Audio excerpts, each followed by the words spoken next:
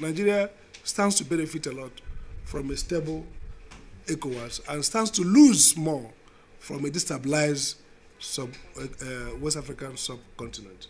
Of democracy in West Africa. Two major high points has been one, the notice of exit by the three countries that have witnessed successful coups, Burkina Faso, Mali, and Niger, who last week, I think, or 2 weeks ago, wrote to say they are withdrawing. And they laid very serious allegations against Ecowas, which one of those is that it has not been very useful to them in their strategic fight against insecurity, as well as the fact that maybe they've not supported them in their quest for national development. Even though Ecowas has responded that, look, the process under Rule 91 requires a year notice, but essentially they're saying we're not coming back. The second significant development is the postponement of presidential election in Senegal by Macky Sall, the president. This is very worrisome because two factors. His tenure ought to end in a few months, and without the presidential election, there will be no succession. And so the news coming from Senegal is that maybe there will be a likely extension, unconstitutional extension of his tenure.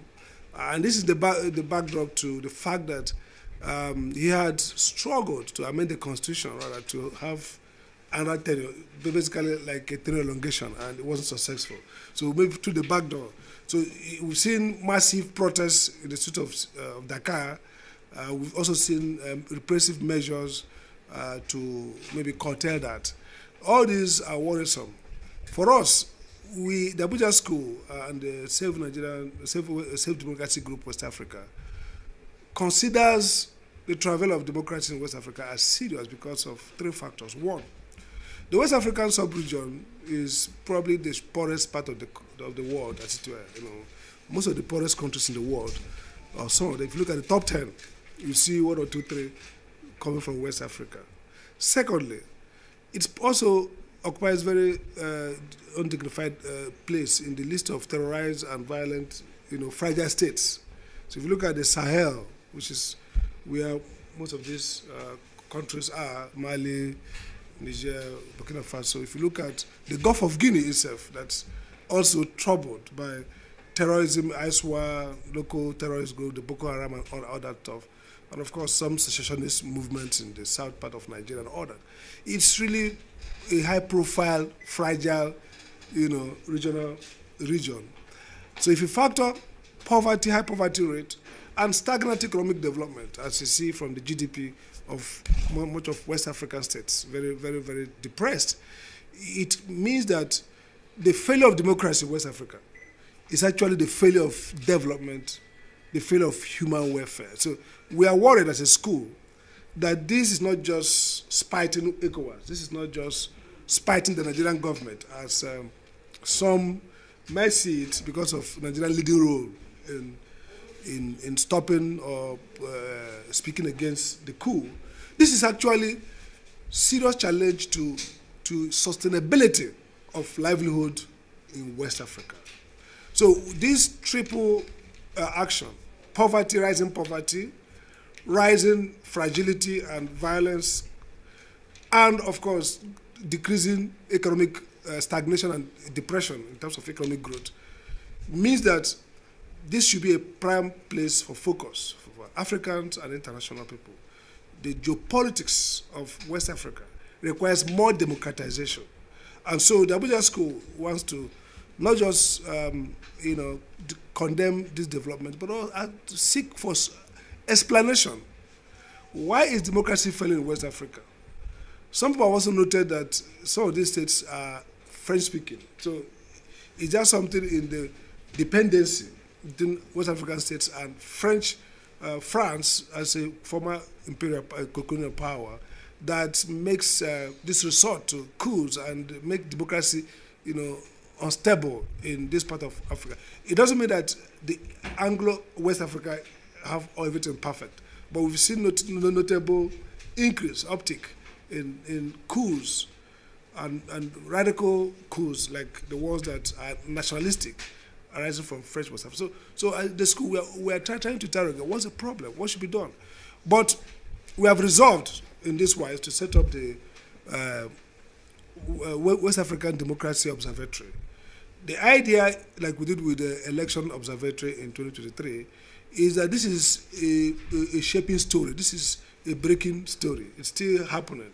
We want to pay attention to what's going on in the West African in terms of democracy and development, and be able to help provide strategic thinking, policy ideas to help government, even train policymakers to understand what they should be looking at, to understand how they should engage. You know, we comment Nigerian diplomacy, but essentially, beyond diplomatics, the foreign policy ideas that should drive those engagements is something that we need to show up.